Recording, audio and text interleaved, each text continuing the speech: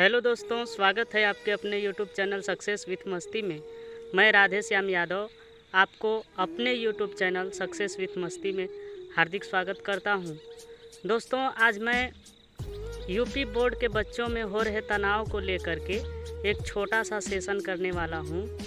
दोस्तों, आज आप जिस मोड़ पे खड़े हैं वहां पे आपको दो चीज़ों की जानकारी होना ज़रूरी है। पहली चीज़ कि आप कहां पर खड़े हैं और दूसरी चीज़ आपको कहाँ जाना है। ये दो चीज़ों की ज्ञान यदि आप रखेंगे तो अवश्य ही इस परीक्षा में सफल हो जाएंगे। दोस्तों, आप खड़े कहाँ हैं? आपके पास अनेक बाधाएं आई, अनेक विपत्तियां आई और आप अपने सिलेबस का सिर्फ 40-50% या सरसरी निगाहों से आपने 60-70% तक ही देखा है। तो आप यहाँ पर खड़े हैं और आपको जाना कहाँ है, तो आपके पास लगभग 20 से 22 दिन का समय बचा हुआ है और आपको इन सिलेबस को कैसे पूरा करना है, वो कौन से तरीके हैं, ये आपको जाना है। मान लीजिए एक गाड़ी आई और वो गाड़ी पूरी तरीके से भरी पड़ी है, तो आप उस गाड़ी को निकलने देंगे या उस पर बैठ करके जाएंगे? मेरे हिसाब से एक इंटेलिजेंट बच्चा जो होगा वो उस गाड़ी पे बैठेगा, और यदि पूरी गाड़ी भरी पड़ी है तो मेरे हिसाब से जो चालाक बच्चा होगा वो पीछे के खिड़की से नहीं चढ़ेगा, वो आगे के खिड़की से ही चढ़ेगा, क्योंकि वो जानता है जब हमें खड़ा होकर के ही जाना है तो हम पीछे क्यों खड़े होकर के जाएं, हम आगे खड़े होकर के जाएंगे। अब वो सीट की लालच में पीछे जा सकता है, लेकिन वो यदि चालाक है तो आगे से ही, आगे की खिड़की से ही चढ़ेगा। दोस्तों, मैं कहना क्या चाह रहा हूँ कि आपका विश्वास जितना बड़ा होगा सफलता भी उतनी ही बड़ी होगी।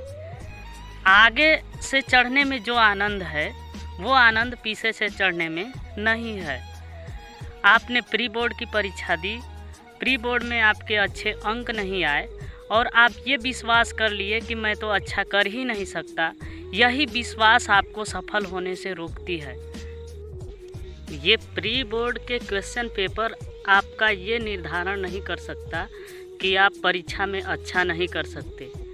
यदि इन प्रश्नों का लेवल अच्छा है तब तो ये हो सकता है कि आपके कंटेंट की तैयारी में आप पीछे हैं।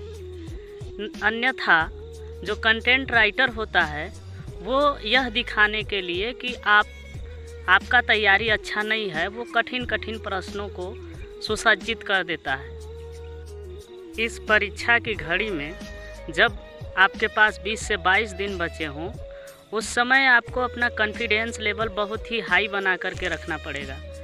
आपको अपना कॉन्फिडेंस ऐसा बना करके रखना पड़ेगा कि मुझे आगे सीट मिल ही जाएगा। जैसे बस में आप आगे के खिड़की से चढ़े तो ये कॉन्फिडेंस बना करके रखेंगे कि मुझे आगे ही सीट मिलेगा। आपको ऐसा कॉन्फिडेंस आप बना लेते हैं कि मुझे तो आगे सीट मिल ही नहीं सकती और आप पीछे चले जाते हैं। ऐसा या ऐसी कॉन्फिडेंस ही आपको सफल होने से रोकती है। और परीक्षा के दौरान में आपको व्यवस्थित रहना है। व्यवस्थित और संयमित का मतलब आइए एक कहानी के माध्यम से समझते हैं। एक गांव था और उस गांव में पानी नहीं बरस रहा था, सूखा पड़ा हुआ था। लोगों ने तरह तरह की तरकीबें अपनाई लेकिन पानी नहीं बरसी। तो वहाँ के लोग देखे कि गांव के बाहर एक सबसे पढ़ा लिखा जानकार आदमी था। उसके पास लोग गए और कहे कि यदि आप हमारे गांव में चलें तो हो सकता है कि आपके जाने से हम लोगों के गांव में बारिश हो जाएगा। वह व्यक्ति कहा कि मैं अवश्य ही चलूँगा, लेकिन आपको वहाँ पर एक काम करना पड़ेगा, गांव के बाहर एक झोंपड़ी बनाना पड़ेगा आपको। और लोगों ने कहा कि ठीक है, हम लोग गांव के बाहर झोंपड़ी बना देंगे। वह व्यक्ति गया और 3 दिन तक वह व्यक्ति उसी झोंपड़ी में व्यवस्थित तरीके से बैठ गया। वो कोई आडंबर नहीं कर रहा था, कोई हवन नहीं, वह व्यक्ति कोई हवन नहीं कर रहा था। जैसे ही 3 दिन बीता, बारिश होने लगा और लोगों ने उसके नाम के जय जयकार लगाने लगे। लोगों ने पूछा कि यह सब कैसे संभव हुआ। वह व्यक्ति बोला कि ये संभव हुआ हम जब यहाँ पर आकर के व्यवस्थित अपने आप को कर लिए। यदि आप अव्यवस्थित रहेंगे तो आपको केवल सूखा ही मिलेगा। दोस्तों, यही हमारे लाइफ में भी है। जब तक हम व्यवस्थित नहीं होंगे, हम अव्यवस्थित रहेंगे, हम तनाव में रहेंगे, टेंशन में रहेंगे, तो हमारे पास कुछ अच्छा नहीं होगा। तो परीक्षा के घड़ी में हमें व्यवस्थित रहना है, तनाव नहीं लेना है, अनावश्यक टेंशन लेकर के नहीं रहना है। आपके व्यवस्थित होने में ही आपका रिजल्ट है। आप जितने डरे रहेंगे, आप जितने सहमे रहेंगे, आप उतना ही असफल होंगे। आप जो हैं उससे आप कहीं बेहतर हैं, इसलिए अपने आप को व्यवस्थित रखें, आपका रिजल्ट अवश्य ही हो जाएगा। लाइफ में एक बात याद रखना, आपको जो प्राप्त करना है वहाँ कहीं ना कहीं आपको खुद चल कर के जाना पड़ेगा, आपको वहाँ कोई ले कर के नहीं जाएगा। एक युवक है, वो समुद्र के किनारे बैठा हुआ है और उसकी पत्नी बीमार है, कहीं दूर हॉस्पिटल में है। वह युवक देखता है कि समुद्र के किनारे ताज़ी ताज़ी हवाएं आ रही हैं। वह युवक अपना सूटकेस खोलता है और ताज़ी हवाओं को उसमें बंद करता है। बंद करने के बाद एक चिट्ठी लिखता है। चिट्ठी और उस सूटकेस को अपने पत्नी के पास भेज देता है और उस चिट्ठी में लिखता है कि देखो, मैं तुम्हारे लिए इन ताज़ी हवाओं को सूटकेस में बंद करके तुम्हारे लिए भेजा है। जैसे ही वह महिला उस सूटकेस को खोली, उसमें चिट्ठी तो उसको मिला, लेकिन वो ताज़ी, वो आनंददायक हवाएं नहीं मिला। आपको यदि उन ताज़ी हवाओं का आनंद लेना है तो आपको स्वयं चलकर समुद्र के किनारे जाना पड़ेगा। चांदनी को या सूर्य के प्रकाश को या इन ताज़ी हवाओं को सूटकेस में बंद नहीं किया जा सकता। दोस्तों, यदि आपको उस सफलता की आनंद को लेना है तो आपको खुद मेहनत करके वहाँ तक आपको पहुँचना पड़ेगा।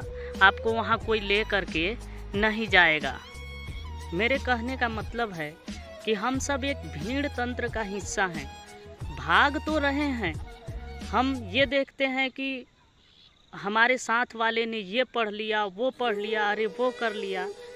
दोस्तों, यदि आपको उस समुद्र की ताज़ी हवाओं का आनंद लेना है तो आपको स्वयं चल कर के समुद्र के किनारे जाना पड़ेगा, तभी आप वो आनंद ले सकते हैं, अन्यथा नहीं। दोस्तों, इस घड़ी में आपको टास्क बेस्ड स्टडी करना चाहिए। आपको अपने पाठ्यक्रम का 80 से 90% हिस्सा ही आपको पढ़ना चाहिए, 10% हिस्सा आपको छोड़ देना चाहिए। उसमें भी आपको निर्धारित कर लेना चाहिए कि ग्रीन आपको पैकेट के रूप में बना लेना है या बांट लेना है। कुछ हिस्से को आप ग्रीन हिस्से में मान लें, कुछ हिस्से को ब्लू मान लें, कुछ को पिंक मान लें, ऐसे मान लें। मतलब आपको ये निर्धारित कर लेना है कि यहाँ से प्रश्न आएगा तो इसको छोड़ना नहीं है। यहाँ से यदि कोई प्रश्न आ रहा है तो हमारा यहाँ का प्रश्न गलत नहीं होना चाहिए, उसको आप अपने ग्रीन हिस्से में डाल लीजिए। ऐसे करके आपको टास्क बेस स्टडी करना है। आइए टास्क बेस स्टडी को और अच्छे से समझते हैं। टास्क क्या है? आप अपने पाठ्यक्रम को उठाएं और 22 दिन के अकॉर्डिंग उसको बांटें, अलग अलग हिस्सों में बांट दें कि पहले दिन हमें इतना पढ़ना है, दूसरे दिन हमें इतना पढ़ना है। ऐसे करके आप 22 दिन के लिए उसको बांट दें। आप शाम को जैसे ही सोने लगें तो ये थोड़ा सा आप ध्यान कर लें कि हमें सुबह उठ कर के क्या कार्य करना है।